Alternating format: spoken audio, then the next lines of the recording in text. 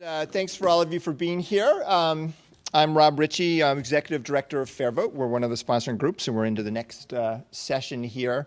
And in the spirit of the morning session, is my mic working fine? Am I on the right height?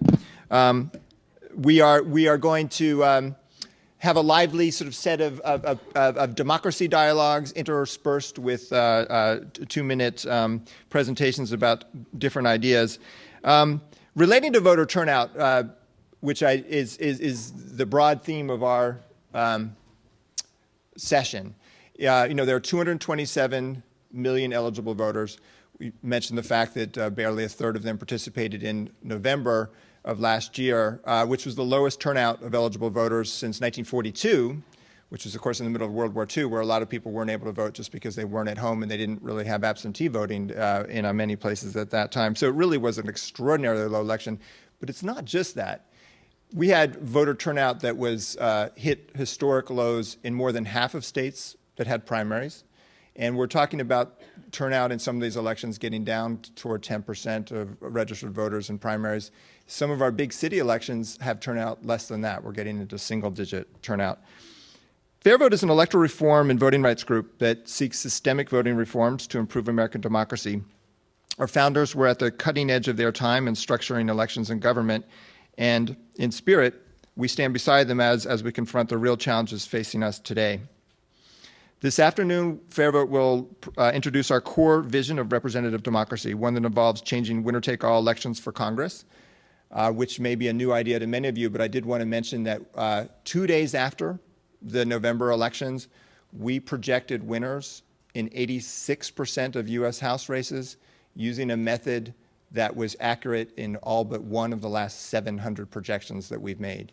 So that it is pretty likely that that number of seats are entirely locked up already. Establishing a national popular vote for president, enacting ranked choice voting, and upholding the fundamental right to vote, all of which can be established by mere statute rather than needing constitutional change. We'll showcase a series of thoughtful reform leaders who may not share all of our reform priorities, but join with us in seeking to uphold our democracy's promise. We should have a video set up to introduce our reform vision if technology works, and let's see it. I think we have a crisis right now with our polarized government. They've circled the wagons. The problems have become considerably worse both in primaries and in general elections. The majority party would go into their conference, the minority party into their conference, and then they'd come out and vote in lockstep. The parties controlled everything. My name is Chris Novoselic, and I'm the chair of the board of directors for Fair Vote. Reform 2020 is Fair Vote's map to a democracy where every vote counts in every election. Oh, it's never going to happen. I've heard that so many times in my life. When I was in a rock band, and we would never imagine that we'd ever even be on MTV, and it happened. So things turn around, and I'm an optimist. I love Fair Vote in that we're dealing with structural issues. We're talking about multi-member districts. We're talking about ways that women and diverse women get to run. Fair Vote is the only group in the United States pushing for these reforms, and we've been doing so for 21 years. Well, Minneapolis has ranked choice voting, and it's been working very well. I mean, think about it. In life, usually it's not like you like one thing and hate another. It's like you like this one best, you like this one second best, you like this one third. We want the national popular vote for president, and that's important because then instead of having these swing states, then we'll have a truly competitive national election. Well, I think a lot of people don't know that there is no explicit right to vote in the United States Constitution. Well, now, if there were an explicit right to vote, then it would put citizens in a much more powerful position in terms of fighting off efforts to suppress the vote.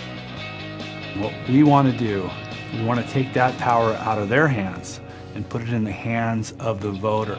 And there's a lot of jurisdictions in the United States that use a proportional voting, fair representation system.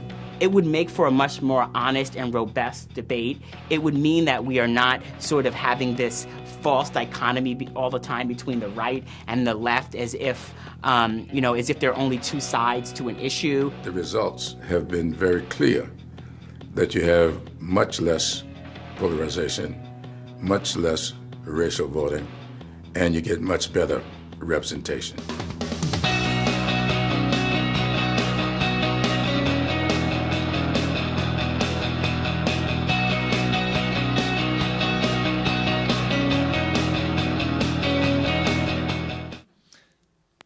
There's our video. It's going to be a snap to do all that. So by 2020. So the 227 million people, that's a big number. I calculated if we stood all on our shoulders with that number of people, we'd actually be more than 210,000 miles high. That's nearly all the way to the moon. In fact, if we lower the voting age to 16, it would be. But it helps to bring it all down to earth. So today we want to introduce our reforms through the lens of just one of those 227 million voters, a woman we've named Esperanza. Esperanza is a fourth-generation American who grew up in Texas. She became a teacher. She moved to Massachusetts with her family and registered to vote as an independent.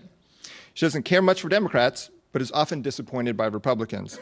Maybe she shares your views, maybe she doesn't, but she's one of our 227 million, and we're going to explain just why her vote almost never counts today and what we can do about it. We will have 5 democracy dialogues with some terrific people. I'll touch on who they are, but the online program will have a lot more about their talent and the impact that they've had. Between each dialogue, we'll also have one of the Fair Vote team take 2 minutes to introduce a reform idea related to the upcoming dialogue.